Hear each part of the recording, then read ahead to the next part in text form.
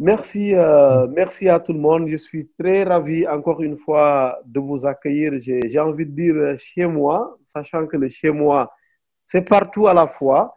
Et ça me fait même drôle parfois, les mercredis, le stress que j'ai quand je quitte le travail, disons, à la radio, pour accourir un peu vers chez moi. J'arrive, j'installe tout comme si j'attends des invités physiques. Et effectivement, c'est des invités physiques qui sont là, on se regarde, on se parle tous les mercredis à partir de 15 heures et on y est depuis bientôt 9 mois, depuis l'année dernière. Pour moi, c'est un plaisir, un immense plaisir, un honneur et surtout, je l'ai dit, une grosse responsabilité parce que, évidemment, ça suppose mettre en veilleuse beaucoup d'activités pour mettre en avant cette activité, pour moi, qui reste l'activité principale, parce que toute ma vie et toute la vie également de mes invités, je sais qu'elle est dédiée au numérique. On n'y peut rien, c'est notre époque. Soit on subit le numérique, soit on accepte d'aller avec la nouvelle vague. Et évidemment, on en a parlé dernièrement lorsqu'on parlait de TDS, Télédiffusion du Sénégal, avec Sidi Diagne de Excaf. Nous avions reçu d'ailleurs il y a quelques mois pour, à cette occasion, Matar Sall, qui est le directeur de cabinet du directeur du président du CNRA, le Conseil national de régulation de l'audiovisuel, parce que pour nous, il est évident que chaque fois, on doit se regrouper régulièrement pour échanger sur ces questions. Évidemment, la presse ne peut pas être en reste sur ces questions essentielles de transformation digitale. On va en parler dans ce webinaire que nous consacrons à la régulation des médias en ligne. On le sait très bien, c'est une problématique qui passionne visiblement le chef de l'État Macky Sall, qui a fait une énième sortie dernièrement pour demander une meilleure régulation des médias en ligne. Effectivement, beaucoup de travail assez important se fait en ligne, mais tout le monde convient, Ibrahim Lissa Faye, qui est avec nous, le patron de l'Association des professionnels de la presse en ligne, conviendra avec nous que, évidemment, il faut voir comment est-ce que tout cela peut être fait, une meilleure régulation pour assainir notre cyberespace. Évidemment, on respectera les données personnelles, on respectera les droits de chacun, d'où la présence aujourd'hui de mon Domobay et ami aussi Ndiaga Gueye, qui est le président de l'Association des usagers des TIC, pour voir tous ensemble comment est-ce que on doit s'y prendre quand on parle de régulation de la presse en ligne, mais également, et c'est important, c'est tout aussi important, de la nécessaire mise à jour de la presse. Je dis bien classique, hein, j'en profite pour taquiner un peu la sœur et consoeur Nafissatou Diouf, qui est en charge du numérique, de la communication également à la RTS. Dernièrement, nous avions reçu son patron Racine Tala, que l'on salue au passage, qui est quelqu'un de très ouvert quand on parle évidemment de la digitalisation de la presse, parce qu'il fait partie, je taquine un peu, des rares patrons de presse à comprendre que, évidemment, la presse audiovisuelle, la presse classique, doit un peu évoluer, engager le virage du numérique, parce que les spécialistes de transformation digitale vous diront simplement que c'est comme avec un peu nos sapeurs-pompiers, nos vaillants sapeurs-pompiers, c'est, disons, s'adapter ou périr. Hein. J'enlève le sauver. On s'adapte ou on périt simplement. Il n'y a pas, y a pas une alternative. Il n'y a pas d'autre solution. Et pour en parler, donc, ce mercredi 6 juin, 6 janvier 2021, j'ai reculé un peu. Je suis très honoré d'avoir ces quatre grands acteurs et un merci particulier à Nafissatou Diouf de RTS. Pourquoi? Parce que c'est souvent pas simple d'avoir les grandes dames dans nos webinaires. Souvent, on fait le reproche que c'est souvent des hommes qui viennent. Comprenez que j'ai beau faire des efforts, mais évidemment, je ne peux pas prendre chacun par le collet ou chacune en parlant de nos braves sœurs pour les amener à échanger, même si évidemment, je sais que parfois, il se pose des problèmes de disponibilité. Bienvenue à tout le monde. Ça fait un immense honneur d'être là, d'animer ce webinaire dans le cadre des après-midi de la tech. J'en profite également pour remercier l'ensemble des acteurs qui nous soutiennent, qui sponsorisent ces panels, parce que pour nous, c'est important. Et dernier mot introductif, c'est tellement important que parfois, on voit quelques gestes qui découragent, et de l'autre côté, on voit des gestes qui encouragent tellement, avec de grands acteurs au Sénégal, dans notre diaspora, qui poussent régulièrement, qui nous envoient, par exemple, des suggestions, qui bouscule derrière parce qu'évidemment, on doit avancer et mettre les problématiques du numérique au cœur du débat, c'est important. Cela dit, nous allons très rapidement alors basculer complètement dans le fond, le très fond de notre thématique de cet après-midi, la régulation de la presse en ligne. Avant d'aller plus loin, je donne la parole tout de suite à Ibrahim Lissa Faye, qui est le président de l'Association des professionnels de la presse en ligne, mais également qui est là en tant que gérant d'un site internet, Presse Afrique, qu'on ne présente plus. Ibrahima, bienvenue. Une première question, faites-nous un peu le point de ce long chemin vers la régulation. Évidemment, il y a des étapes qui ont été franchies. Actuellement, on en est où, Ibrahim Lissa Faye? Je vous remercie, Ousmane, et je tiens aussi à adresser mes salutations aux différents acteurs, aux différents conférenciers, notamment Ndiaga, avec qui on a partagé quand même des luttes dans ce secteur-là, et à Matar, qui est un ami, un grand frère, avec qui vraiment nous avons travaillé sur beaucoup d'aspects liés au droit de l'information, au droit des médias et autres. Oui. Nafi, c'est une consoeur, c'est une amie, c'est une sœur. Donc, elle également, on a été à Sud ensemble. Et je pense on a quasiment le même parcours. Et donc, je me retrouve entre amis, entre frères et sœurs. Et donc, c'est toujours un plaisir, en tout cas, de partager quelques expériences et quelques idées, en tout cas, que nous avons eues à engranger un peu partout. Et donc, juste pour dire, en fait, que la régulation a toujours été, disons, une préoccupation majeure des acteurs de la presse en ligne. Et d'ailleurs, c'est ce qui justifie la mise en place d'Appel en février 2011. Parce qu'en ce moment-là, on n'était pas du tout nombreux, on était juste 14. Et, et la presse en ligne n'était pas du tout vraiment considérée. Les gens pensaient que c'est juste, disons, des sites qui jouaient tout le fait, qui reprenaient les contenus d'autrui, et ainsi de suite. Or, à partir de 2008, ça a commencé à se professionnaliser, c'est-à-dire nous avons commencé à mettre en place des rédactions, comme Presse Afrique qui est née avec sa rédaction, qui fait ses productions, et ainsi de suite, n'est-ce pas? Et donc, quand nous avons mis en place l'association, automatiquement, les membres ont tenu à ce qu'il y ait une commission éthique et déontologie. Et donc, cette commission éthique et déontologie-là avait comme tâche de veiller, disons, à un exercice beaucoup plus sain et beaucoup plus professionnel. Et d'ailleurs, c'est pour ça que dès la naissance, nous avons eu comme credo promouvoir et professionnaliser. Promouvoir parce que c'était méconnu, professionnaliser parce qu'en fait, on était au balbutiement et que ce qui se faisait, ce n'était pas du tout de la presse. Ainsi de suite, chemin faisant, en 2012 déjà, nous avons eu à travailler avec ICFJ de Washington, oui, qui a eu à nous financer pour vraiment qu'on puisse monitorer la présidentielle de 2012, qu'on puisse avoir vraiment un contenu beaucoup plus diversifié à travers toutes les régions et autres, n'est-ce pas? Et donc, à partir de 2012, c'est ça. Maintenant, en 2014, on a proposé vraiment un atelier. Oui. Parce qu'il a pu quand même réunir des confrères de l'Afrique de l'Ouest, tous les acteurs, en tout cas au Sénégal, les différents ministères, la CDP, le CNRA, et également aussi les acteurs du secteur des médias. Et on était à Sali, on a travaillé sur la régulation de la presse en ligne. Et c'est là-bas où on a esquissé, disons, une charte pour les journalistes de la presse en ligne, une charte des professionnels de la presse en ligne. Également, aussi, vraiment retravailler toutes les dispositions concernant la presse en ligne dans le code de la presse.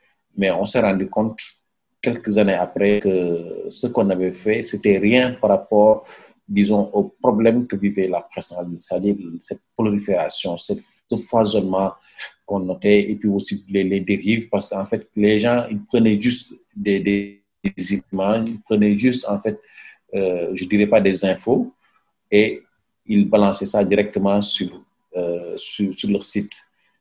Ils balançaient ça directement sur le site. Vous m'entendez? Oui, C'est bon, je peux continuer? on vous entend très bien, Ibrahim. Parce qu'on Allez-y. me dit que le son est coupé là. C'est bon, je peux continuer? Pourtant, non, oui, allez-y, on vous entend. Voilà, donc, et publier parfois, disons, des images de cadavres, et puis parfois aussi présenter des êtres humains à des jours vraiment défavorables, raconter des histoires. Alors, c'est pour ça, en fait, après qu'on s'est dit, on va travailler sur, disons, la lecture de la presse en ligne qui va concerner le contenu, qui va concerner les sites qui existent déjà, et après aussi la mise en place d'un cahier de charge pour ceux qui sont intéressés par la presse en ligne et ceux qui veulent investir là-dedans. Donc, il y a un minimum de critères Oui. à suivre. Et donc, je remercie aujourd'hui. Tous ces travaux, aujourd'hui, on a pu le pour vraiment aider à, disons, à réguler la presse en ligne. Il faut aujourd'hui appliquer le code de la presse parce qu'il y a déjà une bonne partie, une bonne disposition qui permet cela. Merci Ibrahim. Avant de passer la parole à Matar Sall tout à l'heure, directeur de cabinet du patron du CNRA, le Conseil national de régulation de l'audiovisuel, une rapide question aujourd'hui. Est-ce que vous partagez ce sentiment chez les uns qu'il y a une sorte d'impuissance de l'État, des acteurs face à ces acteurs en ligne? Est-ce que vous avez le même constat, la même impression? Non, je ne partage pas ça parce qu'en fait, c'est plus un problème de volonté que de moyens. Parce qu'aujourd'hui, ce sont les acteurs eux-mêmes qui ont proposé un certain nombre de dispositions dans le code de la presse. Et juste aussi préciser que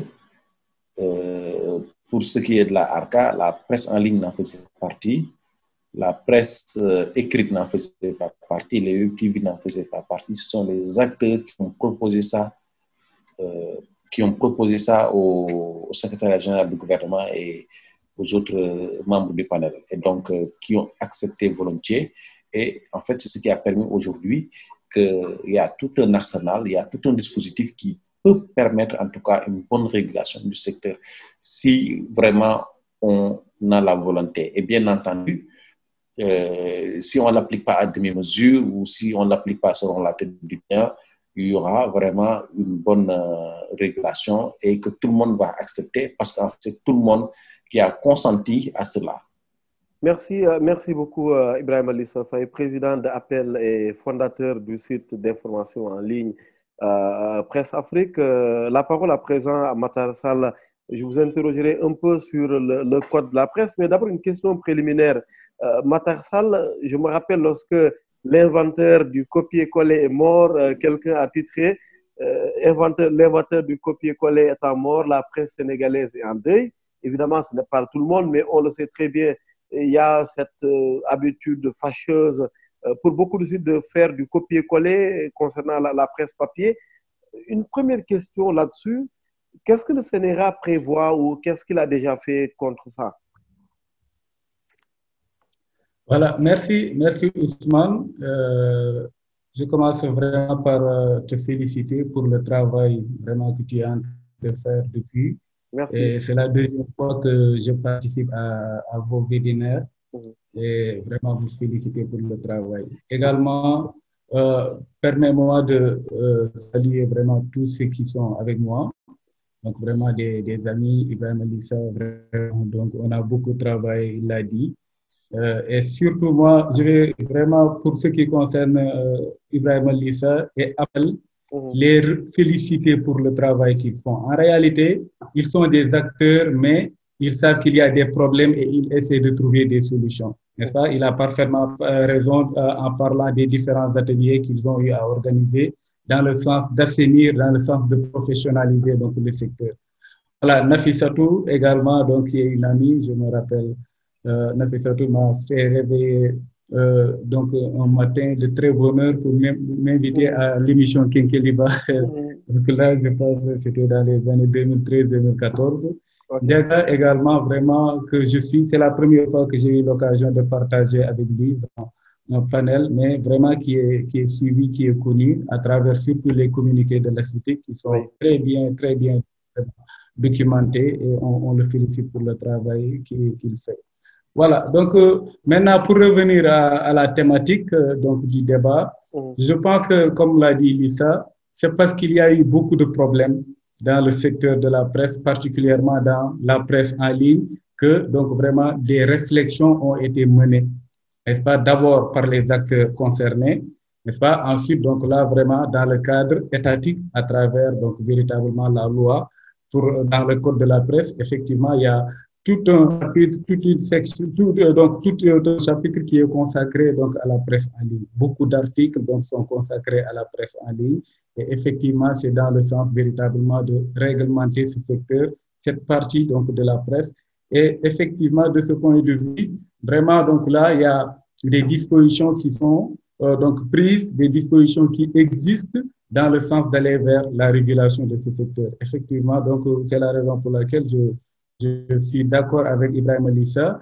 Il n'y a pas d'impossibilité à mettre de l'ordre parce qu'en réalité, donc là, s'il y a la réglementation, il y a possibilité de mettre de l'ordre et je pense qu'il s'agira plus même d'accompagnement. D'ailleurs, c'est la raison pour laquelle moi, en regardant même le communiqué du Conseil des ministres le dernier du 23, le président de la République a parlé de sensibilisation, n'est-ce pas? Donc là, je pense que vraiment, il y a des dérives parfois, n'est-ce pas? Peut-être même c'est dû à l'incompréhension, c'est dû à la méconnaissance, c'est dû vraiment à l'absence de formation. Donc je pense que dans ce sens, au moins, donc vraiment, il y a des actions concertées qui pourraient être menées, qui pourront à la longue donc permettre véritablement d'avoir plus d'ordre dans le secteur.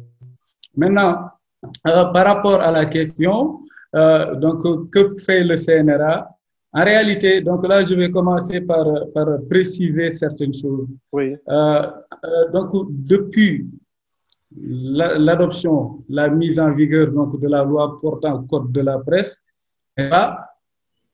tous les acteurs de la communication audiovisuelle, tous les acteurs donc, de la chaîne de valeur de la communication audiovisuelle sont réglementés et sont sous le coup de la régulation.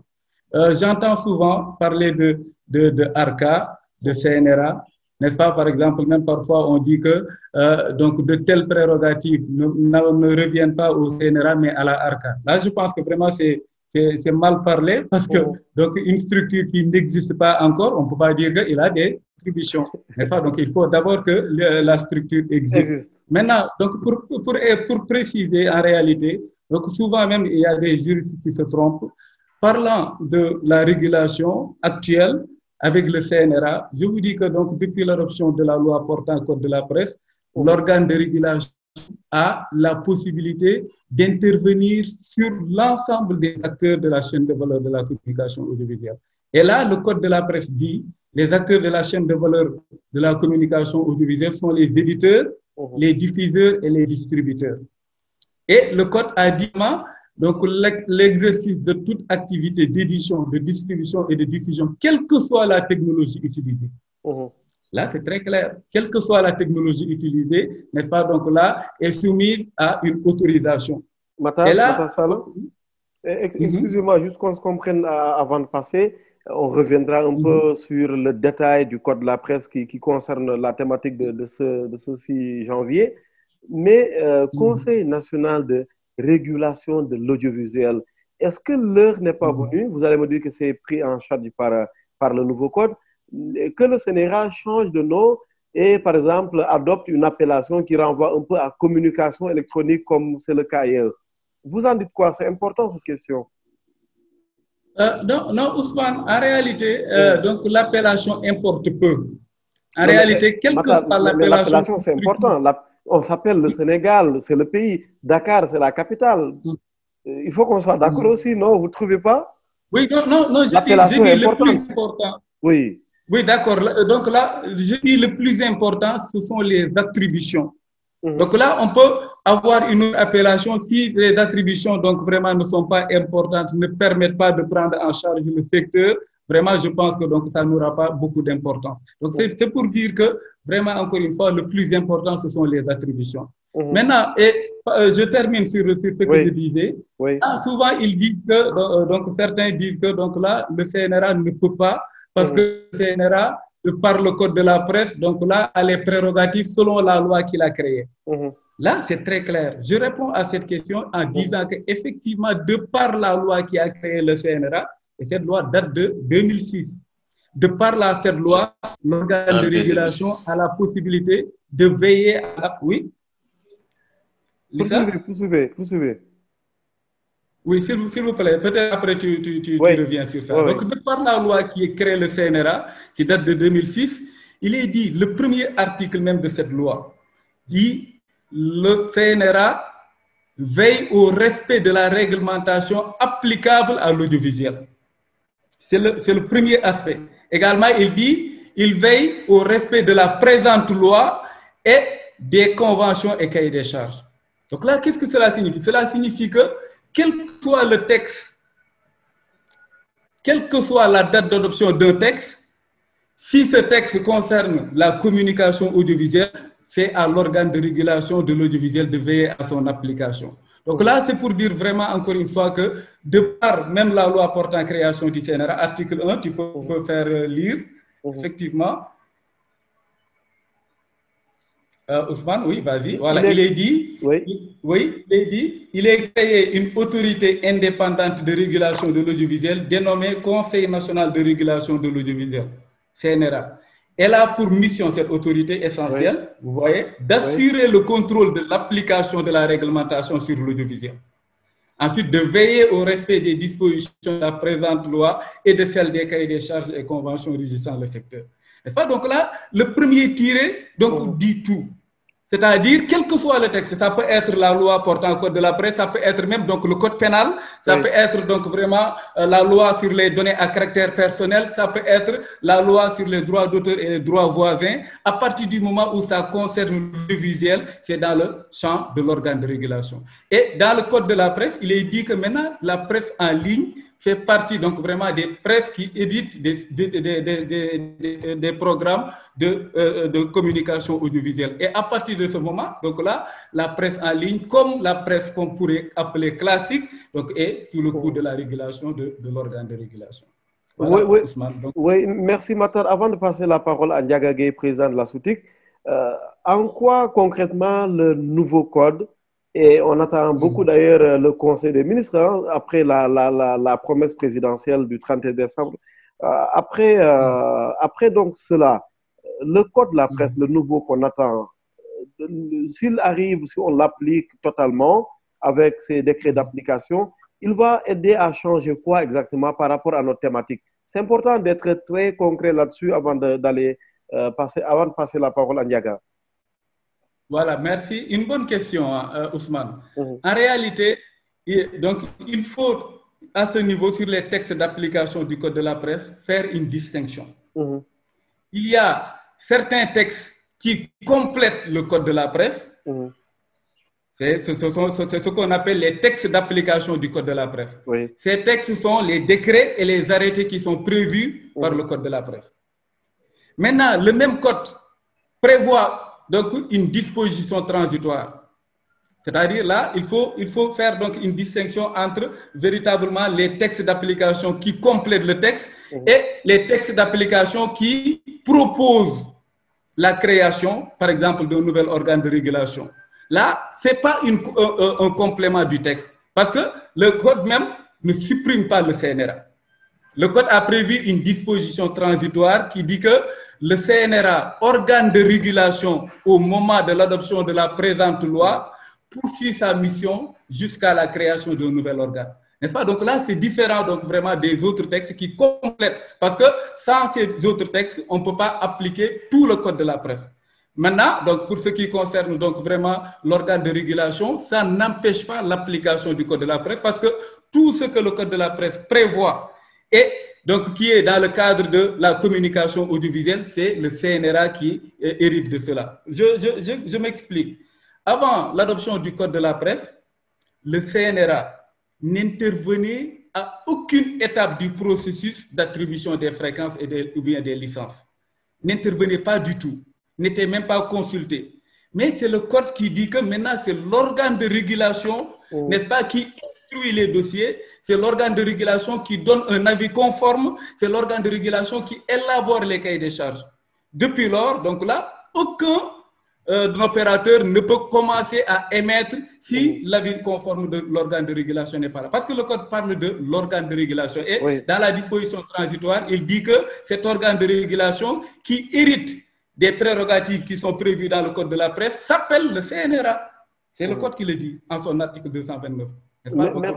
Merci. Il y a Ibrahima qui demande la parole, mais j'ai connu d'abord le tour de table, c'est important.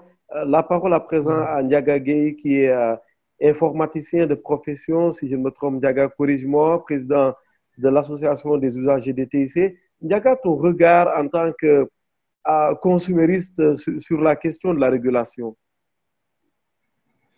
Je vous remercie de ce webinaire et de m'avoir invité. Donc, quand j'ai entendu parler de régulation de la presse en ligne, la première question que je me suis posée, quels sont les motifs qu'on peut invoquer pour aller vers une nouvelle réglementation? Je pense que la presse en ligne est encadrée par le code de la presse de 2017, qui n'a pas encore été appliqué à cause des décrets d'application qui n'ont pas encore été signés. Donc, avant d'aller vers une nouvelle législation sur la presse en ligne, moi, je pense qu'il faut évaluer l'existant. Dans le cadre légal que nous avons actuellement, quelles sont ses limites? Quelles sont en fait les problématiques non prises en charge par ce cadre légal avant de parler d'une nouvelle régulation de la presse en ligne? Donc, voilà ma question fondamentale. Quels sont les motifs qu'on peut invoquer pour justifier l'élaboration d'une nouvelle réglementation en ligne, d'autant que celle qui existe déjà n'a pas encore été appliquée, celle de 2017. Autrement dit, vous êtes peu convaincu, en fait. Vous êtes peu convaincu. Moi, je voudrais avoir les arguments techniques invoqués pour justifier l'élaboration d'une nouvelle loi. C'est là où j'attends véritablement des réponses avant de pouvoir faire une profonde réflexion dessus. Hein? Tout ce que j'entends, c'est juste des affirmations sans fondement. Il y a des problèmes, il y a ceci, il y a cela. Avec un peu d'émotion d'ailleurs. Voilà, donc je n'ai pas encore vu une évaluation scientifique de l'existant qui peut motiver et justifier l'élaboration d'une nouvelle loi. Je rappelle que quand on parle de presse en ligne, on parle de liberté d'expression, on parle de fake news. Donc, de ce point de vue, le Sénégal dispose déjà d'un cadre légal, je dis, assez répressif, à travers le Code pénal révisé de 2016, le Code de procédure pénale, le Code de la presse de 2017 contient deux dispositions spécifiquement dédiées à la presse en ligne, l'article 180 et 181. Il y a aussi l'article 27 du Code des communications. Si vous avez le temps, je peux vous faire une petite présentation sur le cadre légal qui régule.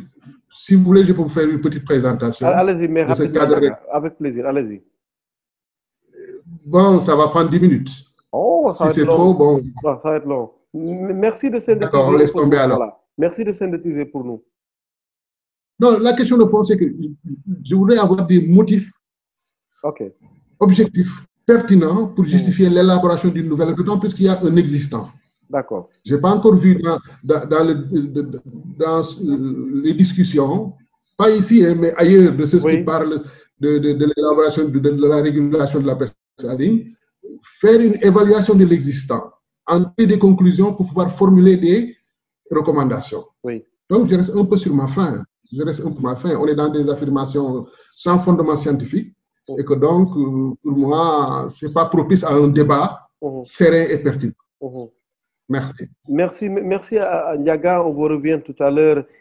J'aimerais bien savoir ce que Nafissatou Diouf pense un peu de ça. Est-ce qu'on est allé trop vite? Est-ce qu'il y a eu trop d'émotions à la place, effectivement, comme le dit Ndiaga, d'une véritable réflexion? Nafissatou, vous en pensez quoi? Merci beaucoup, Ousmane. Tout d'abord, tu me permettras de dire bonjour à nouveau à mes co-débatteurs, Matar Sall. Je pense que je l'ai rencontré dans les années 2010, d'abord au ministère de la Communication, où ensemble, avec le ministère qui portait le projet d'écriture du Code de la presse, parce qu'en fait, on dit nouveau Code de la presse, mais il faut savoir qu'on n'a jamais eu au Sénégal un Code de la presse. Donc, je pense qu'on avait une loi justement qui réglementait le secteur. Donc, c'est avec beaucoup de plaisir que je le retrouve au CNRA. Monsieur Ndiagagé, que je connais moins, mais que j'ai eu à écouter tout à l'heure et dont justement et de qui je salue la pertinence des propos, comme tout d'ailleurs Matar, et puis bien sûr Ibrahima Ali Safaï, un confrère, plus qu'un confrère, un ami, avec qui effectivement j'ai cheminé en tant que reporter et puis aussi voilà dans d'autres secteurs, et je le félicite justement pour porter cet immense projet avec Appel. Et puis, je m'associe aussi, Ousmane, aux remerciements et surtout aux félicitations de tout le groupe pour ce que tu es en train de faire. C'est vrai, tout à l'heure, j'avais un sourire amusé quand tu parlais quand tu disais que tous les mercredis, tu avais ce stress, un peu comme le stress du journaliste qui monte au plateau, soit en radio ou en télé, pour faire face aux auditeurs ou aux téléspectateurs. C'est tout simplement bien, parce qu'effectivement, il faut bien qu'il y ait des gens qui fassent le travail, et tu es en train de très bien le faire avec beaucoup de courage. Merci beaucoup. Vraiment, je salue ton abnégation. Je salue aussi ce thème, et je dirais, in medias res, que non, ce n'est pas du tout tôt. Je pense qu'au contraire, d'aucuns disent, et je suis vraiment d'accord avec eux, que si l'Afrique a raté la révolution industrielle, elle ne doit pas rater la révolution numérique. Et donc, nous y sommes. Et justement, c'est par rapport justement où c'est avec ce type de débat et aussi avec ces secteurs qui sont en ébullition, justement, qu'on arrive à trouver les meilleures formules, parce qu'il ne faut pas se méprendre. Les pays aujourd'hui les plus avancés du point de vue du numérique, aussi bien des médias qu'autre chose. Et quand je dis des médias, évidemment, je pense au CNRA, c'est-à-dire à comment justement accompagner et aussi réglementer le secteur des médias. Oui, ces pays-là qui sont en avance aujourd'hui ont débuté tout simplement, donc se sont parfois trompés, ont rectifié. Et donc, je dirais que non, ce n'est pas trop tôt. C'est même très courageux de la part du Sénégal. Et je félicite les autorités sénégalaises qui ont très tôt compris les enjeux liés au numérique et les enjeux aussi liés à la réglementation du secteur des médias de manière générale. Donc, pour répondre à ta question, non, ce n'est pas du tout très tôt. Évidemment, du point de vue juridique, il y a des sachants, en tout cas ceux qui savent mieux que moi sur dans ce groupe pour effectivement donc éplucher les questions juridiques. Mais je dirais par exemple que le Sénégal quand même s'est doté d'un observatoire par rapport au numérique, mais aussi d'un Conseil national du numérique. Et pour moi, ce sont, si vous voulez, en tout cas des jalons importants qu'on pose.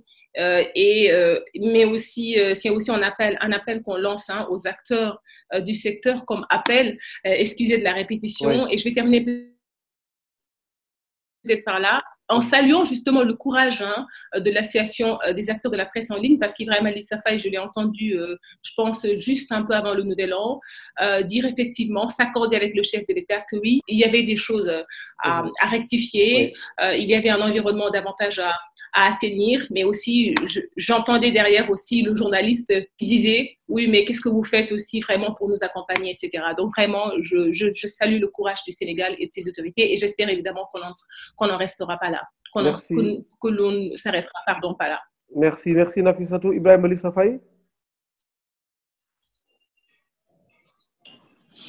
En fait, moi, j'ai quelques petits soucis quand même. Allez-y. Oui, d'abord, je commence par Ndiaga. Bon, il me dit que l'existence, c'est le code de la presse, le code pénal révisé, le code de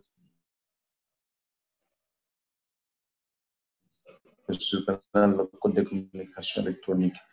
Mais non, c'est pas ça. C'est-à-dire c'est le prolongement du code de la presse. Simplement, les textes d'application qu'on veut faire passer pour que le code, dans sa plénitude, soit applicable. C'est aussi simple. Donc, on ne peut pas créer une nouvelle loi, ni un nouvel arrêté, ni un nouveau décret, encore moins, en tout cas, une autre réglementation. Non. C'est le code de la presse qu'on veut qu'il soit applicable dans toute sa plénitude. Et pour que ça puisse être possible, il faut que les textes d'application, que ce soit les décrets, les lois, les arrêtés, soient pris et validés. C'est ça. Ça, c'est la première question. L'autre question s'adresse à Matar.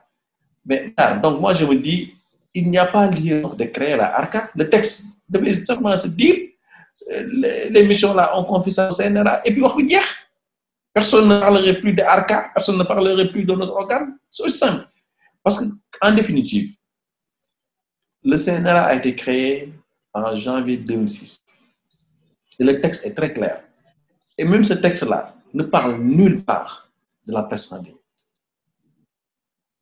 Et ce texte-là aussi ne connaissait pas, en ce moment-là, on ne connaissait pas ce qui est Web TV, les télévisions mobiles personnelles, ni les IPTV, ni rien de tout ça. Même les web radios, c'était vraiment à un niveau de balbutiement. En fait, c'était assez balbutiement. Juste pour dire qu'en fait, aujourd'hui, ça a beaucoup changé. Il y a un nouveau code avec ces textes d'application qui prévoient en tout cas la ARCA. Et la ARCA, nous, on lui a conféré beaucoup de pouvoir. Parce que, en fait, il y a beaucoup de dérives. Et si on ne fait pas attention, la presse risque malheureusement de créer des tensions sociales ou des tensions politiques dans ce pays-là. Ibrahima? Parce qu'en fait, tout le monde a la possibilité, tout le monde a la possibilité de créer sa chaîne. Tout le monde a la possibilité de lancer son site. Vas-y, Ousmane. Oui, on aura la réaction de Matar tout à l'heure, c'est important évidemment, en tant que régulateur, mais en tant que juriste également du numérique, ici même. Mais quand Ndiaga Gueye estime que selon lui, qu'on a mis un peu la charrue avant les bœufs, qu'on devrait passer par une évaluation de l'existant avant de passer à autre chose, vous le suivez, vous le comprenez? Oui, je l'ai dit tout à l'heure, au début, en tout cas, de ma réponse, pour lui dire que le code de la presse dont il parle, ça date de 2016. Le code de communication électronique, ça date de 2018-2019. Hein? Et donc, juste pour lui dire que le code de la presse, Nafi l'a rappelé, mais le code de la presse, c'est depuis 2009. En son temps, Nafi était au ministère de la Communication. Et là, les gens, ils faisaient l'écriture et ils passaient parfois les nuits en train, en tout cas, de revoir disposition par disposition. Juste pour vous dire, en tout cas, que le code de la presse a fait tout son temps de validation et d'appropriation par les acteurs. Aujourd'hui, les acteurs se retrouvent dans le code de la presse. Oui, Ibrahim, en fait, je ne sais pas si vous m'avez compris ou si vous avez compris, Ndiaga. Il parle d'évaluation. Autrement dit, on parle de beaucoup de dérives, des dérives par-ci, des dérives par-là. Lui aurait aimé voir tous ces griefs consignés dans un document qui fait l'objet d'une validation avant de passer à autre chose. C'est de cela qu'il parle. Non, attendez. En fait, moi, je pense que les dérives, nous les avons tous constatées, que ce soit nous, les professionnels, les populations et tout le monde. Et d'ailleurs, dans l'élaboration, dans le processus d'élaboration, mais tous ces cas-là ont été sur la table. Et je vous dis, parfois, il y a de petits points qui prennent un temps de discussion énorme. Presque parfois une demi-journée, aussi bien en tout cas dans le cadre du ministère de la Communication qui était chargé en tout cas, qui était le maître d'œuvre de l'élaboration carrément du code, aussi bien également aussi les acteurs, que ce soit le CORED ou bien Appel. Parce que j'ai eu en tout cas à travailler, à coordonner ces différents ateliers pour le CORED et aussi pour Appel. Et je vous dis, on a tenu beaucoup de rencontres résidentielles. Et tous ces points-là, voilà, Mata, il confirme même. Et tout a été étudié, tout a été mis sur la table et vraiment, on a tenté de trouver des solutions dans le code. Merci, Ibrahima. J'aimerais que ça soit un peu un dialogue, c'est important. Ndiaga, vous réagissez comment à ça? Vous êtes rassuré? Quand on parle de dérive, moi, je suis un peu surpris parce que c'est l'argument qu'on avance tout le temps. C'est de gros mots. Pour justifier. Non, ce n'est pas justifié en fait. Il n'y a pas de fondement scientifique dans ce qu'on dit. Quel est l'impact de ces publications sur l'opinion publique nationale? Il y a combien d'utilisateurs d'Internet au Sénégal? Il y a combien d'utilisateurs de réseaux sociaux au Sénégal? Y a-t-il combien, en une année, combien de publications qui portent atteinte, entre guillemets, aux valeurs nationales. Qu'elle a recensé et les a publiés, il n'y en a pas. On se base sur un fait, deux faits, trois faits pour dire qu'il y a des dérives sur Internet et les réseaux sociaux. Internet et les réseaux sociaux, ce sont des milliards d'informations par jour. Dans ces milliards d'informations par jour, quelle est la probabilité pour qu'un utilisateur lambda publie une information et que ça atteigne l'espace public national? Aucune. D'ailleurs, qu'est-ce qui a créé Google? Qu'est-ce qui a créé Google? Parce qu'il était difficile de trouver de l'information en ligne et ils ont eu un modèle de recherche. Depuis lors, quel est leur modèle économique? Vous cherchez de l'information, payez-moi, vous publiez de l'information, payez-moi et je la montre à votre public cible. Mais un utilisateur lambda qui publie de l'information, je vous donne un mois, personne ne verra cette information. En réalité, qu'est-ce qui se passe? Quand une information est publiée en ligne, si elle n'est pas relayée par la presse classique et amplifiée par la presse classique, les télévisions, les radios, les journaux, les revues de presse, cette information n'a aucune chance d'atteindre l'espace public national. Non, je suis désolé. Pardon? Non, je suis désolé, mais ce que vous dites, ce n'est pas vrai. S'il vous plaît, un peu moins de mots. Mais c'est la vérité. Mais c'est votre perception. C'est votre perception, M. Faye. Donc, n'utilisez pas de gros mots. Je dis encore une fois que quand un utilisateur lambda inconnu publie une information sur le net et les réseaux sociaux, elle n'a aucune chance d'atteindre l'espace public national si cette information n'est pas relayée par la presse classique, à savoir les télévisions, les radios, les journaux et les revues de presse. Dans tous les pays du monde, au Sénégal, en France, il y a des citoyens lambda qui publient des informations discourtoises, inégalantes sur Internet et les réseaux sociaux. Mais dans ces pays-là, vous ne verrez jamais un journal, mais à la une des faits divers trouvés sur le net. Voilà le problème de fond au Sénégal. À la rudiment, pour pouvoir vendre de la publicité, chaque jour, on va sur le net à chercher des faits divers qu'on essaie de relayer. Le Sénégal ne fait pas exception. Donc, tous les bruits qui courent autour d'Internet sur le danger pour la cohésion sociale, c'est exactement au Sénégal qu'on en parle. Parce que tout simplement, la grande presse relaie les faits divers de l'Internet. Vous verrez New York, un Américain qui dit de gros mots, des propos discours inégals sur quelqu'un et on met ça à la une ou on fait une revue de presse. Jamais. En Europe, vous ne le verrez jamais. Donc, voilà la question de fond. L'Internet, c'est comme le monde actuel. Dans le monde actuel, si vous voulez voir de bonnes choses, vous verrez que de bonnes choses. Si vous voulez voir de mauvaises choses, vous verrez que de bonnes choses. Internet et les réseaux, c'est comme ça. Il y a du bien, il y a du mauvais. Donc, la question de fond, c'est véritablement une sensibilisation, un renforcement de capacité des journalistes pour un traitement responsable de l'information trouvée en ligne. Mais aussi les aider à trouver un modèle économique pour survivre. Merci. Merci Ndiaga, on reviendra effectivement sur les modèles économiques, sur la transformation digitale même de la presse classique, entre guillemets, même si, comme le dit notre ami le professeur Abdoulaye Sakho, qu'il y a de l'ancien et du nouveau dans le nouveau monde. Je donnerai la parole tout à l'heure à Mbatar Sall, c'est important, mais avant, Nafissatou qui n'a fait qu'une prise une seule prise de parole. Nafissatou, un mot peut-être sur ce que vient de dire Ibrahima Ndiaga. Oui, merci Ousmane. D'ailleurs, je m'excuse d'avance. À 16h30, je suis sur un autre webinaire. Il n'y a pas de souci. Et donc, je m'excuse d'avance pour en vous quittant avec le cœur serré parce que je vois que c'est un débat de haute facture avec aussi des acteurs qui en connaissent. En fait, j'ai demandé la parole parce que pour moi, c'est extrêmement important aussi qu'on sache raison garder. Parce que je pense que on l'a dit en filigrane depuis le début de ce débat. Je veux dire, les médias que j'arrimerai tout le temps au numérique parce que c'est extrêmement important et que c'est la tendance et surtout donc ces deux composantes en fait ne vont pas sans l'éthique et la déontologie. Donc tout à l'heure Ibrahim Ali Safai a parlé de CORED et donc et plus haut justement que tout ça, nous avons aujourd'hui une autorité de régulation. Et un petit peu pour vous dire que, et je suis toujours sur qui dit que nous ne sommes pas en fait les seuls. Où le pays justement où ce débat donc est non seulement passionné parce qu'on a vu les échanges entre Ibrahima et Ndiaga, mais tout simplement c'est des échanges sains parce qu'il faut qu'on se dise la vérité. Je pense qu'il faut aussi que l'on sache qu'on n'est pas les seuls. Par exemple là J'ai un ouvrage de Francis Ball que je recommande en fait parce qu'il a fait plusieurs éditions, donc il s'appelle Médias et Société. Donc c'est un grand monsieur de la communication et j'ai envie de vous lire un passage justement. Oui. C'est la toute dernière édition qui de 2000. En fait, c'est la toute dernière édition et il dit, parlons justement de il dit donc, en fait, le titre c'est Entre dopage et droit d'auteur, l'après-Hadopi.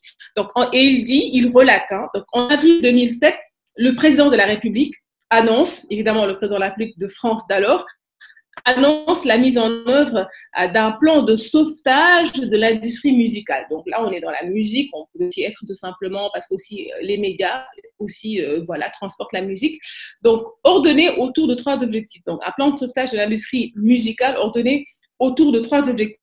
La montée en puissance d'une offre numérique diversifiée, la prévention et la répression de la piraterie numérique, l'aide à l'adaptation des structures et des modèles économiques des industries concernées. Donc, fin novembre 2007, donc avril, mai, juin, juillet, août, septembre, octobre, novembre, donc 7 mois après, Denis Oliven, alors président directeur général de la FNAC, remet au ministère de la Culture et de la Communication Christine Albanel, à l'époque, le rapport qu'elle lui avait demandé, préconisant l'instauration d'une riposte graduée à l'encontre des internautes contrefacteurs, ensemble de mesures pouvant aller jusqu'à la suspension de leur abonnement à Internet en même temps que la création d'une autorité de régulation chargée de l'application de cette disposition. Et donc, c'est ce qu'on a appelé les accords de l'Élysée, signés le 27 novembre 2007. Donc, tout simplement pour dire que, effectivement, je pense que ce qui demeure constant, c'est qu'on va toujours rectifier. Mais on va rectifier en avançant, en fait. Parce que, comme le dit l'adage, la limite est le ciel. Sky is the limit, je pense. Mon anglais n'est pas très fameux, mais je pense que c'est ça. Et donc, pour moi, c'est aussi bien d'avoir des outils de répression. Et il ne faut pas avoir peur du mot répression. Parce qu'aussi, des bandits à col blanc qui sont au niveau, je veux dire, des médias, du numérique, etc. Et il faudrait bien que l'autorité régule tout ceci. Pour le compte de qui? Mais pour le compte des populations. Aujourd'hui, la population sur Internet va bientôt avoisiner presque la population sénégalaise. Donc, ça veut dire quoi? Ça veut dire qu'il y a un vrai marché à capter, mais aussi il faut qu'il y ait des indicateurs compétents. Il faut un arsenal juridique prêt justement à aller affronter tout ceci, d'autant plus qu'aujourd'hui, nous sommes depuis près d'1 an maintenant dans une crise sanitaire sans précédent, où le numérique est en train justement de se frayer un chemin. Ce matin, je regardais une émission matinale et l'une des chroniqueuses disait que la solution à la Covid, ou même le médicament de la Covid, c'est le numérique. Et le numérique est là. Et donc, les médias aussi sont là. Il faudrait davantage que nous puissions circonscrire tout ceci pour le bénéfice des populations, au service, ou si vous voulez, au nom de l'équité, aussi de l'égalité des chances, c'est-à-dire l'égalité à avoir accès à une information donc de ce nom, c'est-à-dire responsable, et évidemment, où la vérité est le maître mot. Merci beaucoup Nafissatou. Je suis un peu triste en même temps la perspective de te voir partir un peu avant la fin de ce panel parce qu'on aura aimé t'entendre notamment sur cette transformation digitale des médias, disons audiovisuels, des médias classiques. J'aime pas trop le terme, mais je ne lui trouve pas une alternative comme substantif. Mais bon, peut-être qu'on aura le temps d'ici 16h30 de t'avoir un peu sur cet aspect. Matar Sall, est-ce que tu peux bien vouloir réagir à l'inquiétude un peu de Ndiaga qui pense effectivement que on régule trop ce secteur de la presse en ligne, il ne voit pas trop ces dérives dont on parle. Vous lui dites quoi comme assurance? Matar, merci de réactiver le micro. Le micro. Oui, c'est bon. J'avais désactivé. Merci. Merci, Ousmane. Quand même, moi, je pense que vraiment, on ne peut pas être donc, sur la même ligne que Ndiaga. Parce que Ndiaga, vraiment, s'il dit qu'il n'y a pas de dérive, qui nécessite vraiment qu'on réfléchisse sur la régulation de la presse en ligne, sincèrement, moi, je ne peux pas cautionner vraiment cette posture-là. Parce que les acteurs eux-mêmes, parce qu'encore une fois, Ibrahim Lissa est là. C'était depuis avant 2010, depuis avant l'adoption même, donc depuis avant l'adoption du premier projet. Parce que le premier projet a été adopté en 2010 pour Maître Abdoulaye Wade. n'est-ce pas? Projet de loi, je veux dire, en Conseil des ministres, n'est-ce pas? Donc là, on fait des réflexions sur la presse en ligne, n'est-ce pas? Donc là, c'est dû aux dérives. D'ailleurs, le dernier communiqué du Conseil des ministres est revenu sur ça. Et tout le monde est conscient que vraiment, encore une fois, ça peut même constituer une menace sur la cohésion sociale parfois, n'est-ce pas? Donc là, avec véritablement, donc vraiment les atteintes à nos valeurs, à nos consciences, ainsi de suite, vraiment, je pense que les dérives, ce n'est pas la peine même de discuter s'il y a des ou non. Donc là, je pense, dans tous les cas, effectivement, donc il n'y a pas de zone de non-droit. Donc c'est la raison pour laquelle aujourd'hui, on réfléchit sur comment réguler. Là, tout le monde est conscient que vraiment, encore une fois, toute la presse doit être régulée, notamment donc la presse en ligne.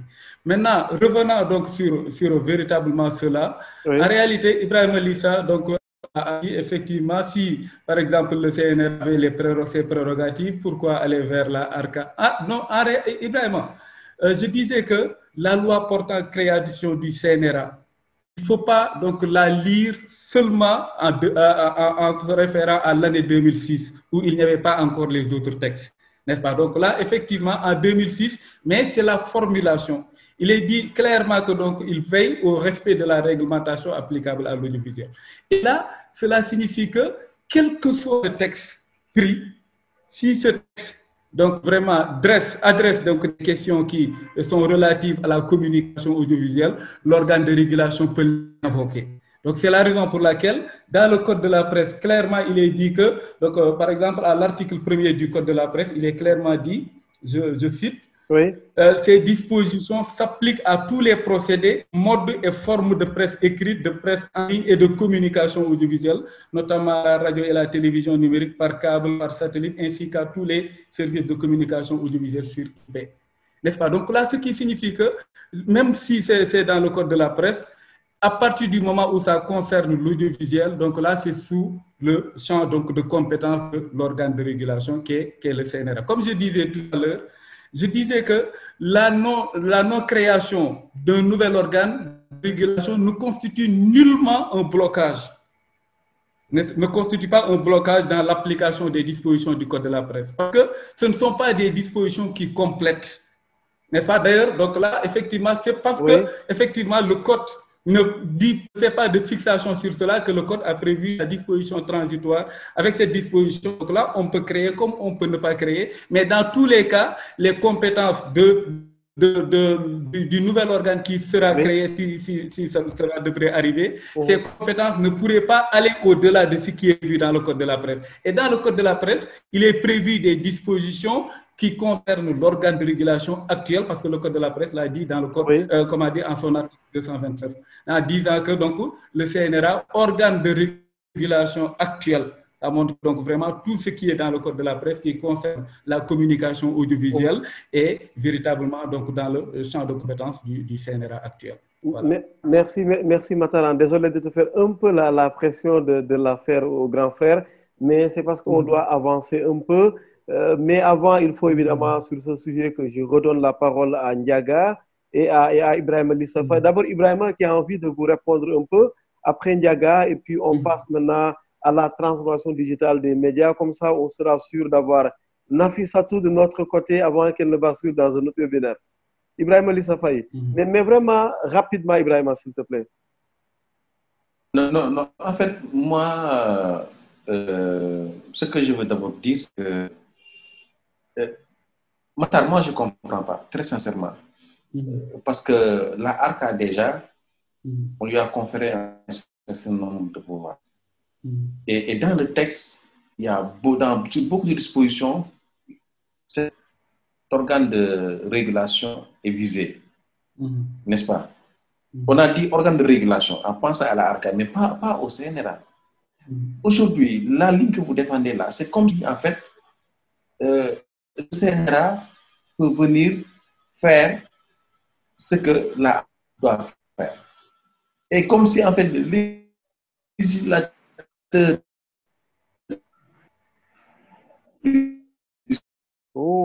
quelques soucis. Ça y aura en 2017. Vous m'entendez pas là? On dirait. Ibrahima, tu reprends la dernière. Mais rapidement, Ibrahima. Oui, je disais en fait. Oui, mais Ousmane, laisse-moi au moins quand même formuler ce que j'ai à dire. C'est important quand même, je pense. Oui, mais d'accord. En fait, ce que je veux dire, c'est que c'est comme si, en fait, les législateurs du CNRA, ceux qui ont créé cette loi-là, ils s'étaient dit qu'en 2019, qu'en 2017, il y aurait la ARCA et qu'en fait, il faut qu'on prenne en charge ces attributions dans le CNRA. Non, c'est pas ça. Il faut qu'on soit lucide, qu'on soit beaucoup plus quoi, n'est-ce pas? Mais franchement, quand même, nous-mêmes acteurs, on n'acceptera pas quand même que le CNRA, avec, disons, la loi qu'il a créée, nous régisse et tente vraiment une régulation par rapport à l'existant. Or, il y a quand même la ARCA qui a été prévue pour ça. Ousmane, juste... oui, Mata, bien sûr. Ibrahim, je pense que, comme on dit souvent, je pense qu'il faut qu'on garde la sérénité parce que ce n'est pas à l'organe de régulation, le CNRA d'abord, de s'attribuer des prérogatives qu'il n'a pas. Ce n'est pas à vous, acteurs, de dire qui donc va vous réguler ou non, quelle réglementation va s'appliquer sur vous. Parce qu'encore une fois, l'organe de régulation même, son travail s'appuie sur le respect de la loi. Il ne peut pas donc vraiment outrepasser. En réalité, Lisa, je t'explique en 2 mots que le code de la presse, il a prévu des dispositions qui permettent à l'organe de régulation, qui est le CNR. Parce que pour ce qui concerne l'organe, il est dit qu'il faut une autre loi qui fixera ses prérogatives. Ça montre que donc là, encore une fois, ce que le code de la presse prévoit n'est pas donc vraiment dans la nouvelle loi, ou bien donc il faut reprendre cela. Parce qu'il n'a pas dit que ce nouvel organe qui sera créé, donc vraiment va appliquer les dispositions qui sont dans le code de la presse. Il est dit donc une nouvelle loi va être adoptée et dans cette nouvelle loi, donc là, il faut donc véritablement parler des prérogatives du nouvel organe. Mais je vous dis que ces prérogatives sont celles qui sont prévues dans le code de la presse. Et le code de la presse dit que le CNRA, qui existait au moment de son adoption, est l'organe de régulation. D'ailleurs, le code de la presse dit l'organe de régulation. Et ensuite, donc, il prévoit une disposition, n'est-ce pas, qui pourrait permettre à l'adoption d'une nouvelle loi qui va créer un nouvel organe. Mais je vous le dis encore une fois, sincèrement, donc, depuis l'adoption du code de la presse, le CNRA a des prérogatives qu'il n'avait pas. Je vous ai dit, le CNRA est consulté aujourd'hui. Je reviens au exemple. En 2018, le CNRA a sorti un mémorandum sur la base du code de la presse. Le code de la presse a été adopté en 2017. Le CNRA a été créé en 2006. Et parce que dans le code de la presse, il était dit qu'aucun acteur ne peut commencer à donc vraiment exploiter au Sénégal si l'organe de régulation ne donne pas son avis conforme. Et le CNRA, en 2018, donc ça concernait Star Times. Vous savez que le Star Times avait commencé à exploiter au Sénégal donc un service de distribution. Et le CNRA a dit que donc là, le code de la presse n'a pas été respecté. C'est sur cette base que Star Times avait activité au Sénégal. Donc c'est pour dire que vraiment, depuis l'adoption du code de la presse, là, le CNRA, c'est pour te confirmer, Ilissa, que ce n'est pas seulement l'année d'adoption qu'il faut prendre en compte. Il faut prendre en compte l'ensemble des textes. Si ces textes, quelle que soit l'année d'adoption, concernent donc vraiment, donc vraiment la communication audiovisuelle, là, le CNRA ou bien n'importe quel organe qui sera créé aura la possibilité de faire donc, respecter ces dispositions. Voilà. Merci Matar. Ndiaga Gueye. Oui, merci de m'avoir donné la parole, Ousmane. En fait, moi, j'aurais souhaité des arguments scientifiques quand on élabore des projets. Malheureusement, dans ce pays, on utilise tout le temps des arguments fourre-tout. Là, on nous dit qu'il y a des dérives. D'abord, comment définir ce que c'est qu'une dérive? Deuxièmement, sur l'année 2020, 2019 ou n'importe quelle année, dites-nous combien de dérives vous avez recensées. Sur quel élément vous êtes appuyé pour dire que ce sont des dérives? Ensuite, quel a été l'impact de ces dérives sur l'opinion publique nationale avant de pouvoir dire que ça peut menacer la cohésion sociale? Je pense qu'on est en train de jouer avec des mots qui sont extrêmement dangereux et qu'il faut y aller avec beaucoup de prudence. Aujourd'hui, pour un oui, pour un non, on dit oui, régulation, oui, réglementation, une nouvelle règlement, pour un oui, pour un non. Cette frénésie à vouloir réguler à tout bout de champ pour un oui ou pour un non, mais c'est inquiétant dans ce pays. Et malheureusement, il n'y a jamais de motif scientifique qu'on peut avancer pour justifier tout ça.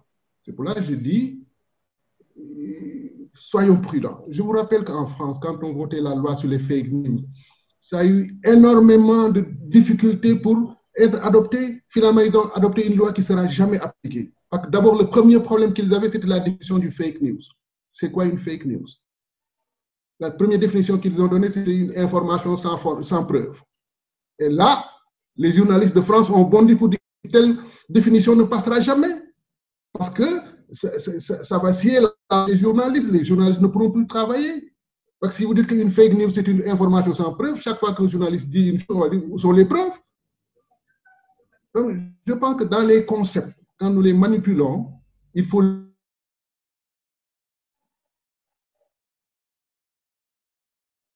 lambda sur Internet et les réseaux sociaux tient des propos discourtois inégallants qu'on va dire que oui, on gueulait. Je pense qu'on a déjà un arsenal juridique qu'on peut utiliser pour mener la bataille contre tout ce que nous voyons sur Internet et les réseaux sociaux. Je vous donne quelques exemples. Oui.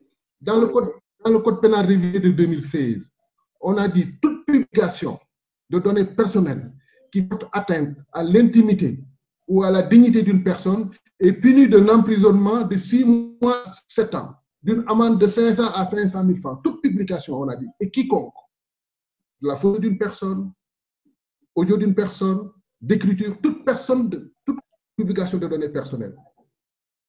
L'insulte par le biais d'un système informatique, c'est-à-dire par un site web, par un téléphone, par WhatsApp, tout ce que vous voulez, mais est puni de 5 ans de prison et de 10 millions d'amendes. Donc nous avons un arsenal juridique assez conséquent pour tout ce que nous voyons comme délits et infractions sur Internet et les réseaux sociaux.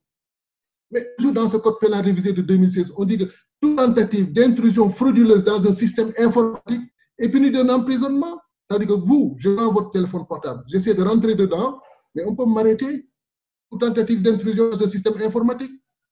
Mieux encore, dans ce code pénal de 2016, on dit encore que toute collecte déloyale et frauduleuse de données personnelles est condamnée de 5 ans de prison, 6 mois et 500 à 10 millions d'amendes. Ça veut dire quoi? Je suis dans la rue en train de prendre des photos, on peut m'arrêter pour collecte déloyale et frauduleuse de données personnelles.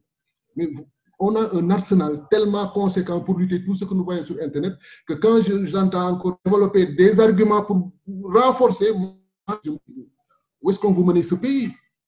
D'autant plus qu'on ne donne jamais d'arguments scientifiques, comme je l'ai dit tout à l'heure. On est toujours dans la perception. Ndiaga? Allez-y, s'il vous plaît. Oui, il y a le président d'Appel, Ibrahim Lissa Faye, qui demande si Appel, par exemple, serait prête, je parle de l'association, prête à initier, à prendre le lead d'une étude allant un peu dans le sens de faire le constat de ce qui existe avant de passer à une régulation. Appel est prêt. Voilà, mais je l'ai dit dès le départ, il faut évaluer l'existant, voir les limites, voir les problèmes, identifier les problématiques avant de proposer une nouvelle législation. Oui. Il parle de votre association à vous. Est-ce que vous êtes prêt aujourd'hui à prendre le lead d'une telle étude, vous, Association des usagers des TIC? Mais pourquoi nous on prendrait une telle étude? Nous, on ne veut pas élaborer une nouvelle loi. Quelle loi on devrait élaborer? Ce qui existe est déjà assez suffisant. Et c'est ce qui va élaborer une nouvelle loi qui doit faire une évaluation. Voilà, et donner des arguments pertinents pour dire que oui, cette loi, on en a besoin. Parce que l'existant ne le prend pas en charge. D'accord. Merci Yaga. Merci à tout le monde pour cette première partie. La seconde va être plus courte. On le comprend, c'est la digitalisation la transformation digitale de la presse globalement, des médias classiques au Sénégal. Comme Nafissatou va se retirer très bientôt de ce panel, alors je lui donne la parole en premier. Nafissatou, alors le constat que tout le monde a fait, moi ça m'a étonné, je me suis dit si les médias s'étaient parlé ou non, ou pas. Tout le monde maintenant est sur Facebook pour une telle édition, pour une telle émission, parce que l'avantage ou l'inconvénient que j'ai moi, c'est qu'en tant que, je suis journaliste évidemment, mais j'ai un peu cette position également de l'épistémologue dans la science parce que après des études un peu en sociologie de la communication à Gaston Berger, je me juge en tant que pratiquant moi-même. Je ne sais pas si tout le monde me comprend ou pas. Et je vois effectivement l'ensemble des confrères basculer un peu dans les directs Facebook. Évidemment, la RTS est dedans, Nafissatou. Ça a été réfléchi en interne, ce mouvement un peu vers le numérique chez vous?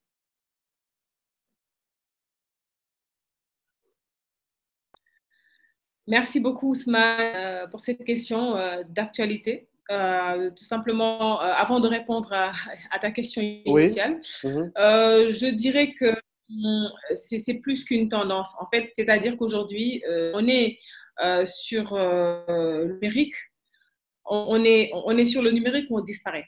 Vraiment, c'est ça pour les médias. D'autant plus que d'ici quelques temps, l'extinction de l'analogique sera vraiment effective et on parlera plutôt de la télévision numérique terrestre. D'ailleurs, elle est aussi presque effective hein, sur l'ensemble du territoire. Nous en sommes peut-être aux dernières poches de résistance. Et cela veut dire quoi? Cela veut dire que le nouveau challenge, c'est le contenu.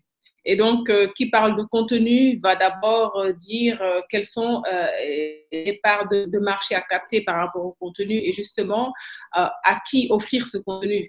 Et la première question qui se pose à l'esprit ou peut-être le premier geste à faire, c'est d'aller regarder la cartographie de l'Internet au Sénégal en disant qu'il y a près de 2 millions donc de personnes actives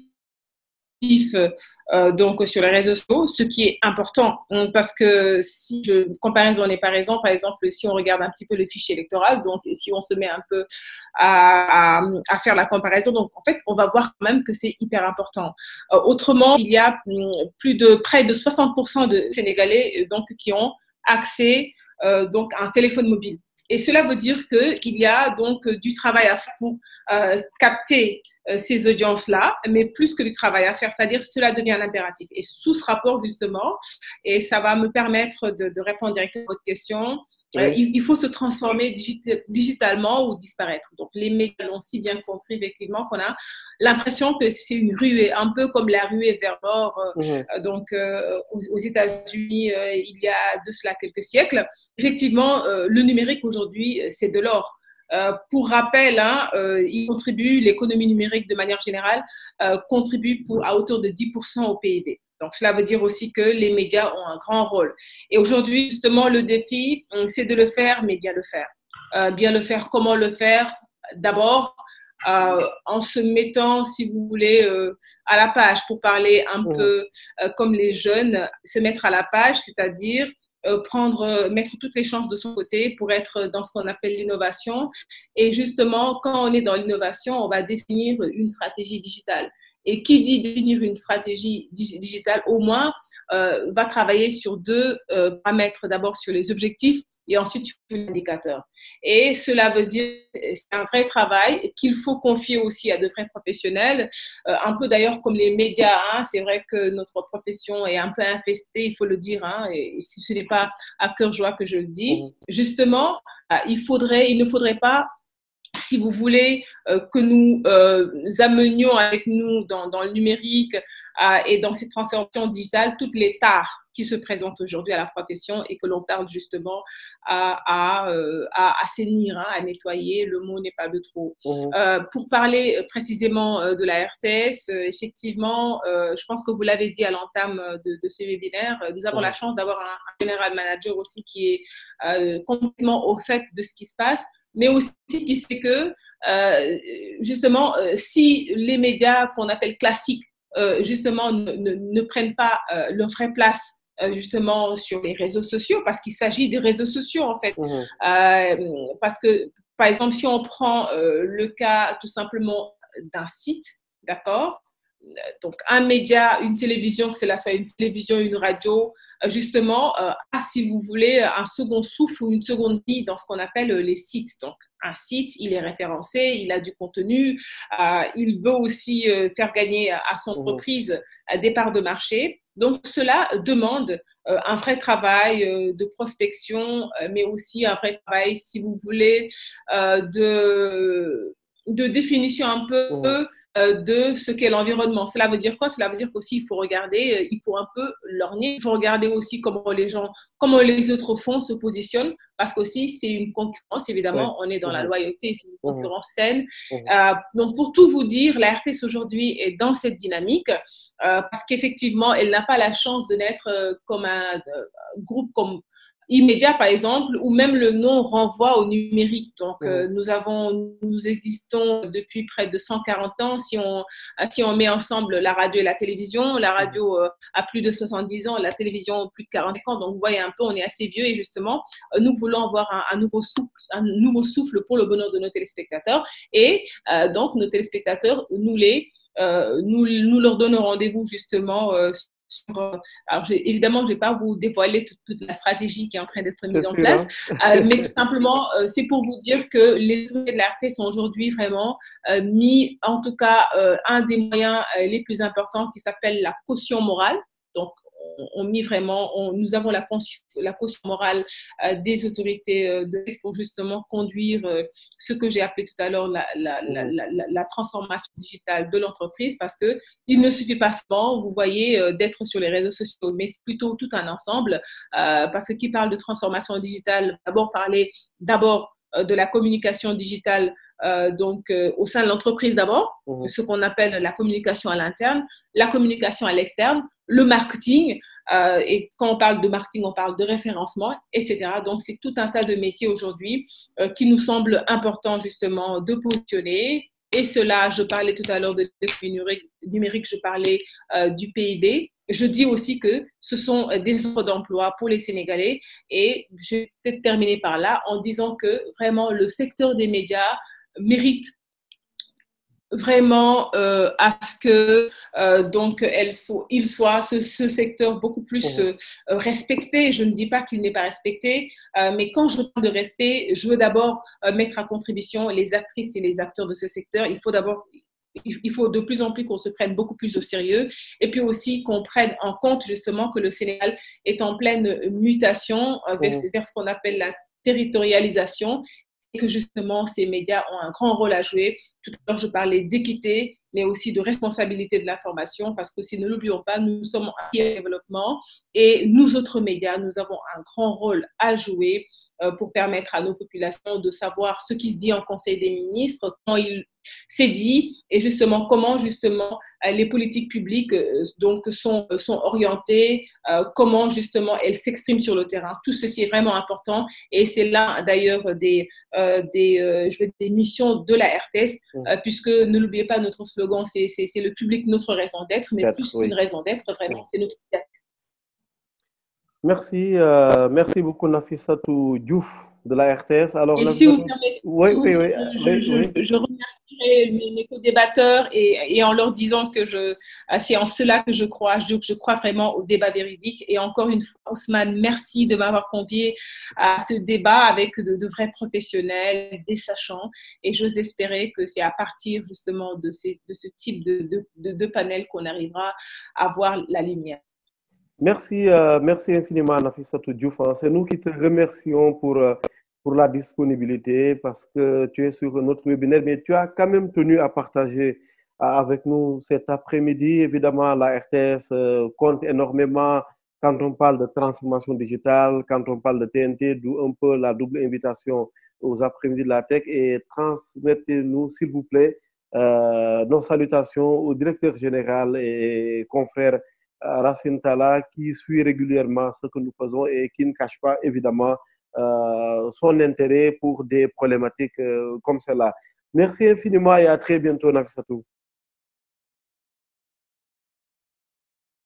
Merci Nafissatou. Alors, merci Nafi, à très bientôt. Je redonne la parole à Ibrahima Lissa Faya. Nafissatou l'expliquait tout à l'heure, évidemment, tout le monde y est aujourd'hui dans le numérique, Ibrahima. Mais en même temps, on a l'impression que beaucoup ne comprennent pas les vrais enjeux. Parce que pour beaucoup, quand on est dans le digital, ça se reflète juste par une présence sur Facebook. Or, la stratégie doit être plus profonde que ça, Ibrahima Lissa.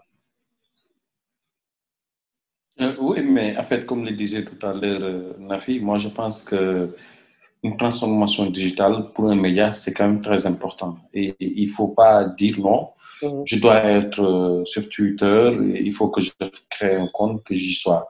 Je dois être sur TikTok, il faut que je crée un compte, que j'y sois. Non, ça doit être une stratégie articulée, avec des objectifs clairement définis. Et donc, c'est par rapport à cela, disons, que vous allez créer votre image, vous l'affinez par rapport, disons, aux produits que vous vendez, par rapport, disons, à votre stature et tout. C'est comme ça que ça marche.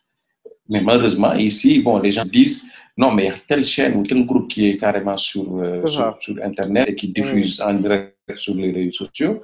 Donc, il faut qu'on y soit. Et ce qui fait que parfois, ils diffusent et il y a juste 2 ou 3 internautes qui suivent. Et d'ailleurs, vous voyez maintenant, en fait, les Sénégalais, ils sont tellement émancipés et ils sont tellement connectés que quand il y a ça, ils font des captures d'écran et ils font des comparaisons pour que les gens suivent. Et il y en a qui sont tournés en dérision et quand même, c'est pas, voilà, et c'est pas très intéressant. Donc, c'est pour ça que moi, je me dis, en fait, avant de faire le saut, il faut d'abord étudier. Aujourd'hui, c'est TikTok qui est en, comment dirais-je, qui est en poupe. Et il y a beaucoup des milliers de Sénégalais qui sont sur TikTok et ces vidéos sont tellement virales. Mais aujourd'hui, vous voyez des gens qui sautent, des médias qui ont fait le saut, qui n'arrivent pas à suivre le rythme, où ils pensent qu'en fait, c'est des vidéos loufoques qui, malheureusement, n'ont pas de contenu informationnel, qui sont diffusées et qui sont parfois totalement en déphasage avec leur ligne éditoriale. Et ça fait perdre la crédibilité et ce n'est pas intéressant du tout. Merci vraiment, Ndiaga Gueye.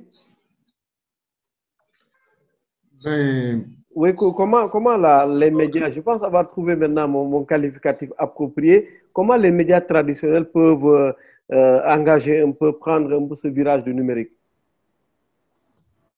Disons que pendant très longtemps, les médias classiques n'ont pas vu venir le potentiel du numérique.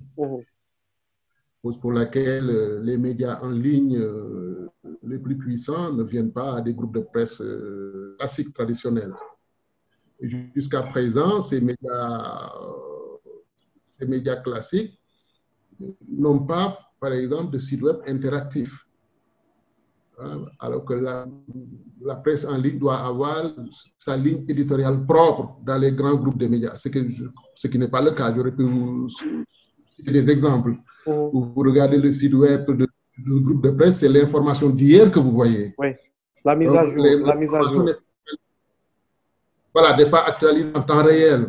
Donc, jusqu'à présent, une grande partie de la presse classique sénégalaise n'appréhende pas le potentiel du numérique, cause pour laquelle cette presse est devancée par ceux qui n'étaient pas de la presse classique. Mais au-delà de tout ça,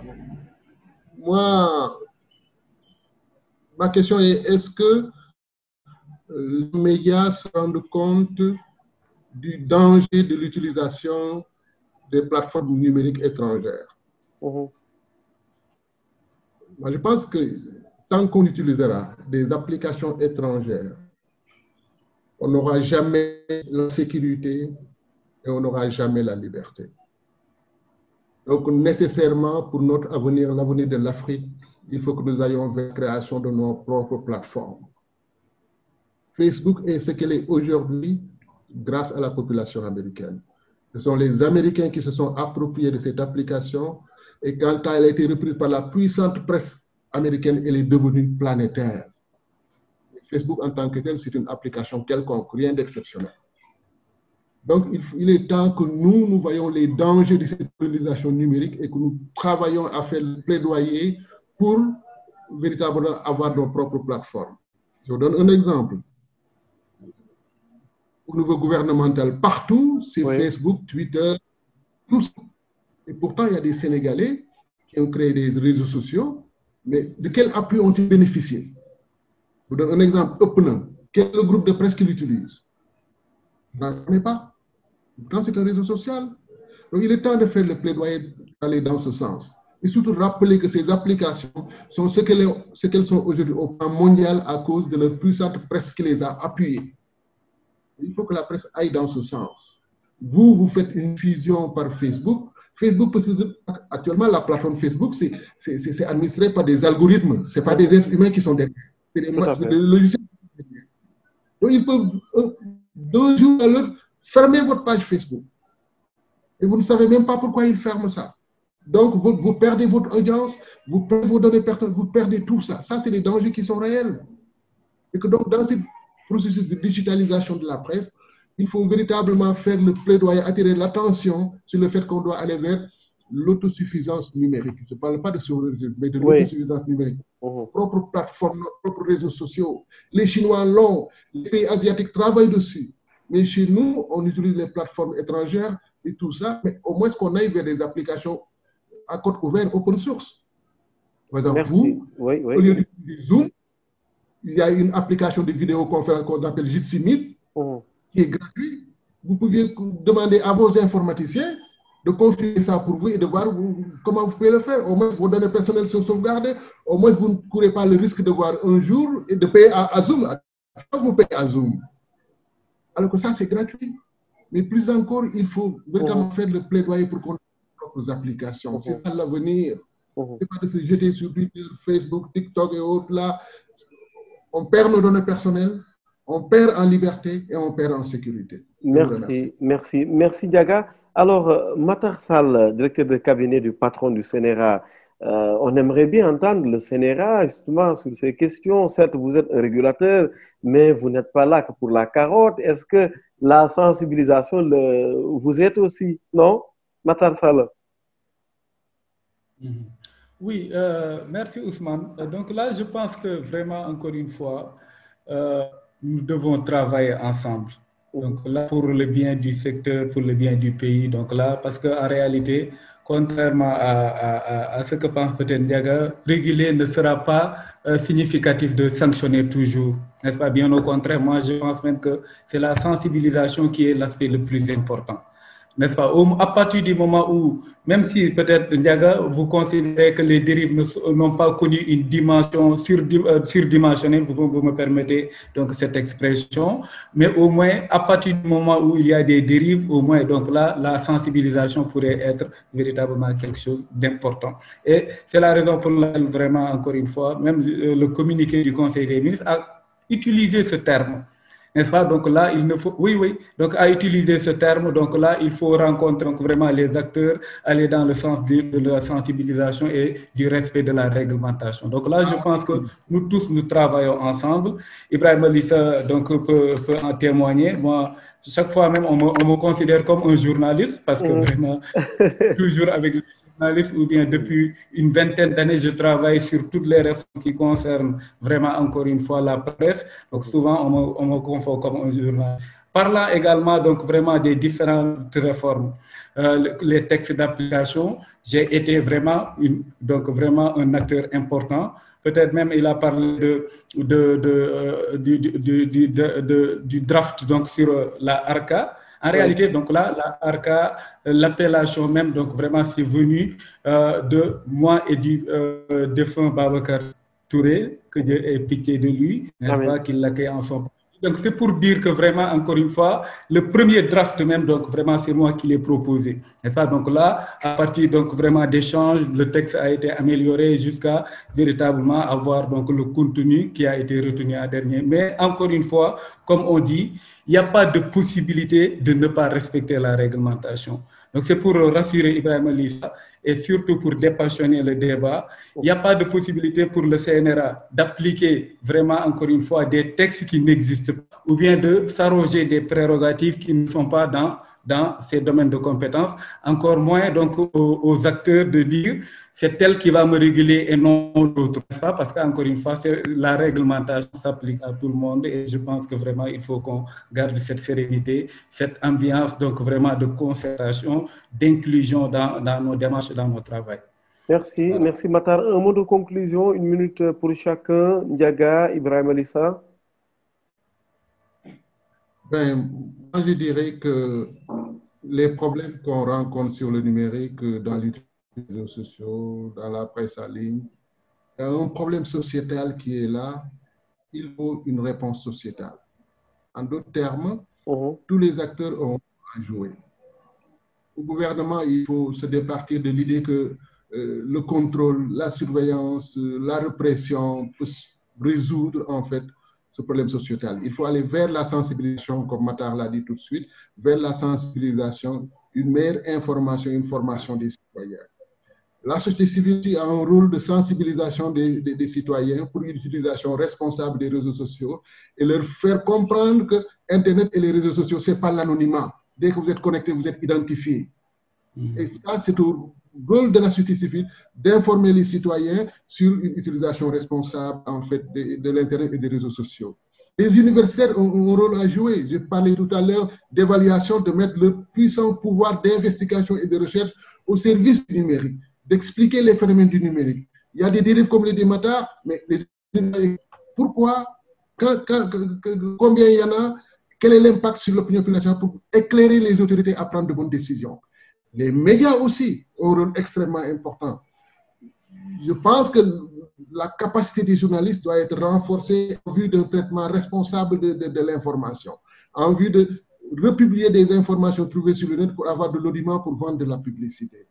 Enfin, nous pensons qu'il faut aussi impliquer les œuvres religieuses qui ont un pouvoir extrêmement important pour faire comprendre à leurs fidèles que l'Internet, ce n'est pas pour des propos courtois inégals, qu'eux aussi, ils ont un rôle extrêmement important à jouer. En conclusion, il y a un problème sociétal. Il faut une réponse sociétale, l'implication de tous les acteurs. Je vous remercie. Merci Ndiaga. Ibrahim Malissa. Oui, moi, ce que j'aimerais surtout dire, c'est ce que Ndiaga dit là par rapport à une souveraineté numérique, c'est l'idéal, franchement. Ça, si on peut l'avoir quand même, ça serait extraordinaire. Et les réseaux sociaux dont il parle, moi, je pense que, en plus, les journalistes, ce sont plutôt les autorités et tout le monde devrait en tout cas faire quelque chose que les Sénégalais s'en approprient. Effectivement, nous donner part. Et Opuna est hébergé où? Ça serait bien aussi de savoir. Est-ce que Opuna est assez performant pour disons, embarquer pas mal de Sénégalais? Donc, c'est vraiment l'idéal, hein, ce qu'il dit là. Et moi, j'ai toujours rêvé ça. Mais ce qu'il faut dire, c'est que malheureusement aussi, on n'a pas des moyens techniques en termes de data center, mais aussi en termes de connexion. Déjà, si vous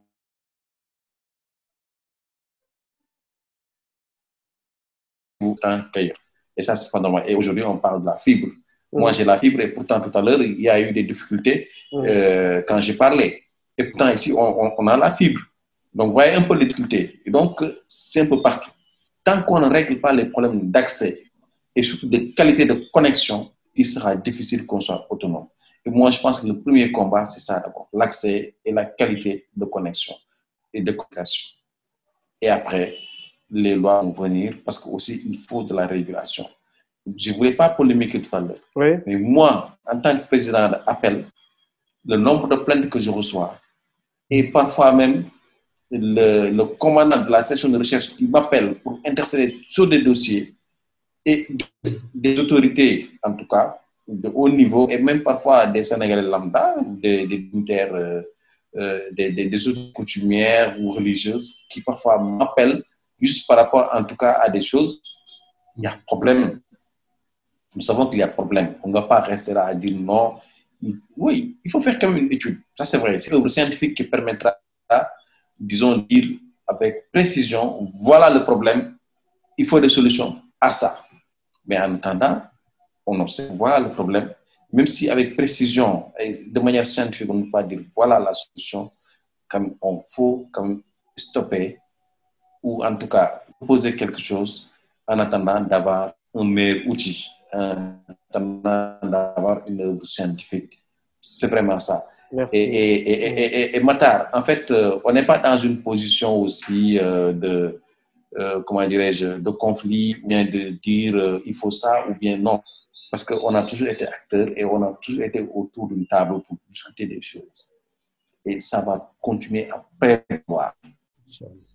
Parce que quand même, on est humain et nous savons tous, en tout cas, qu'on est mû par un seul objectif, c'est que le Sénégal soit parfait.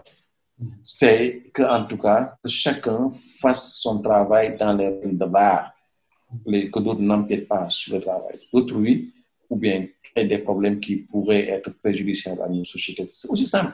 Merci. C'est aussi simple. Mais il n'y a pas d'ailleurs, il n'y a pas vraiment une volonté de détruire ou de nuire à qui que ce soit. Franchement. Et moi, je dis toujours, le débat, il faut dépersonnaliser et parler de principes, parler de textes et parler vraiment de valeurs. C'est le plus important. Je vous remercie et je remercie à tous ceux qui nous suivent. Merci Ibrahim Alissa Faye, président d'Appel et patron du site Presse Afrique, Matar Sall, qui est le directeur de cabinet du patron du CNRA, le Conseil national de régulation de l'audiovisuel. Merci également à Ndiaga Gueye, qui est le patron de l'Association des usagers des TIC, et à Nafi Satou Diouf, qui nous a quittés tantôt. Nafi Satou Diouf, qui est journaliste à la RTS, où il est en charge des questions liées à la communication et au numérique. Merci infiniment à tout le monde. J'étais très ravi que de ce débat, sorte un esprit, un esprit qui converge un peu vers un même but, des idées, qui convergent vers un même but. Mais évidemment, je n'y suis pour rien. Comme l'a dit Ibrahima, il y a un esprit de partenariat déjà dans le secteur, parce que de toute façon, c'est un seul et unique secteur. Les acteurs sont obligés, même s'ils ne le voulaient pas, d'échanger, de discuter, a fortiori maintenant s'ils ont cette conscience qu'effectivement, il faut avoir un débat autour des problématiques qui nous sont communes à nous tous. Merci infiniment à tout le monde. J'étais très ravi de modérer encore une fois ce panel. Je remercie l'ensemble des spectateurs également qui sont là depuis le début pour nous suivre, soit sur Zoom, soit sur Facebook. Et je rappelle que ce panel va faire l'objet de replay sur YouTube et sur LinkedIn. Merci infiniment à tout le monde et puis rendez-vous la semaine prochaine, mercredi prochain, Inch'Allah.